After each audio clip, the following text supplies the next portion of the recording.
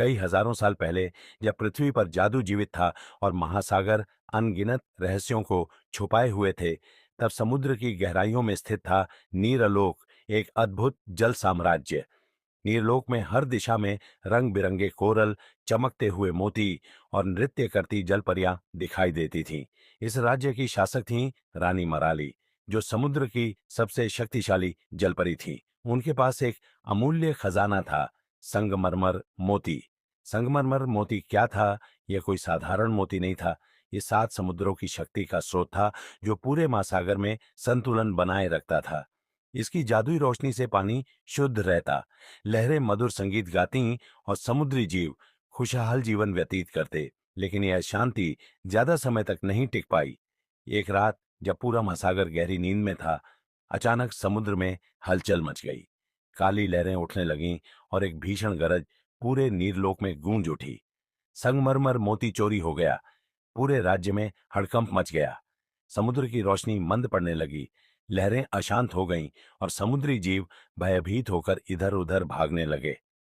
रानी मराली अपने महल के ऊंचे सिंहासन पर बैठी थी। उनका चेहरा गंभीर था।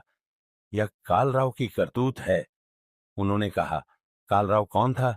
कालराव एक दुष्ट समुद्री दानव था। उसका शरीर विशाल था, उसकी त्वचा काले काई जैसी थी और उसकी आंखें लाल अंगारे की तरह चमकती थीं। वह सदियों पहले समुद्र पर शासन करना चाहता था, लेकिन नीरलोक की शक्तियों ने उसे परास्त कर दिया था।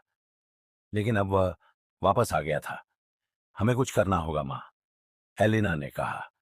रानी मराली ने अपनी बेटी की आंखों में साहस देखा। संगमरमर मोती को वापस लाने के लिए तुम्हें 7 समुद्रों की यात्रा करनी होगी। यह आसान नहीं होगा, लेकिन तुम्हारे अंदर वह शक्ति है जो इस महासागर को बचा सकती है। एलिना ने सिर हिलाया। वह तैयार थी। एलिना ने अपनी सबसे अच्छी दोस्त कोरल, एक चमकदार जादुई मछली, और वरुण, एक बहादुर जलमानव, को अपने साथ लिया। तीनों ने नीरलोक को अलविदा कहा और अपनी यात्रा शुरू की। अग्निसागर की लहरें लाल रंग की थीं और यहां पानी इतना गर्म था कि उसमें कोई भी जलपरी ज्यादा देर तक नहीं रह सकती थी। यहाँ का शासक था ज्वालक, एक जल अग्नि दैत्य। ज्वालक ने गरजते हुए कहा, अगर तुम इस समुद्र को पार करना चाहती हो तो तुम्हें मुझसे युद्ध करना होगा। एलिना जानती थी कि सीधा युद्ध करना बुद्धिमानी नहीं होगी। उसने अपनी सूझबूझ से एक जादुई मोती निकाला, जिससे ठंडी किरणें निकली। जैसे ही किरणें ज्वालक पर पड़ीं, उसकी आग ठंडी हो गई। ज्वालक शांत हो गया। तुम्हारी बुद्धिमानी ने मुझे प्रभावित किया। मैं तुम्हें जाने दूंगा, लेकिन यह जादुई सिपी ले जाओ, जो तुम्हें आगे की यात्रा में मदद करेगी। एलिना ने जादुई सिपी ली और आगे बढ़ गई। यहाँ चारों ओर बर्फ ही बर्फ थी।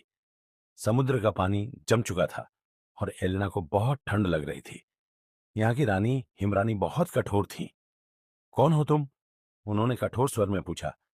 मैं जलपरी एलिना हूं। मैं संगमरमर मोती को वापस लाने निकली हूं, एलिना ने कहा। हिमरानी ने ठंडी हंसी हंसते हुए कहा, अगर तुम्हें आगे जाना है तो तुम्हें यह बर्फीला पहाड़ पार करना होगा। एलिना ने हिमरानी को यह विश्वास दिलाया कि वह सिर्फ समुद्र की रक्षा के लिए आई है। हिमरानी ने उसे हिमकंचन मोती दिया, जो आगे की यात्रा में उसकी मदद कर सकता था। आखिरकार एलिना 7वें समुद्र अंधकार सागर पहुंची, जहां कालराव संगमरमर मोती को अपनी शक्ति से बांध चुका था। कालराव ने गरजते हुए कहा, कोई भी मुझसे यह मोती नहीं छीन सकता। युद्ध शुरू हुआ। हेलेना ने अपनी सारी जादुई शक्तियों को इकट्ठा किया और कालराव से भयंकर युद्ध किया। उसकी हिम्मत, चतुराई और प्राप्त किए गए जादुई मोतियों की शक्ति से कालराव परास्त हो गया। संगमरमर मोती समुद्र की लहरों में चमक उठा और 7 समुद्रों में फिर से जीवन आ गया। हेलेना विजयी होकर नीरलोक वापस लौटी। रानी मराली ने उसे महासागर की सबसे महान जलपरी घोषित किया। 7 समुद्रों ने उसे सागर संरक्षिका की उपाधि दी। अब जब भी समुद्र को संकट का सामना करना पड़ता, एलिना उसकी रक्षा करने के लिए हमेशा तैयार रहती। दोस्तों, आपको आज की कहानी कैसी लगी? कमेंट में जरूर बताएं और वीडियो को लाइक करें। चैनल पर नए हैं तो चैनल को सब्सक्राइब करें, ताकि ऐसी मजेदार कहानियां आपको मिलती रहे। Thank you.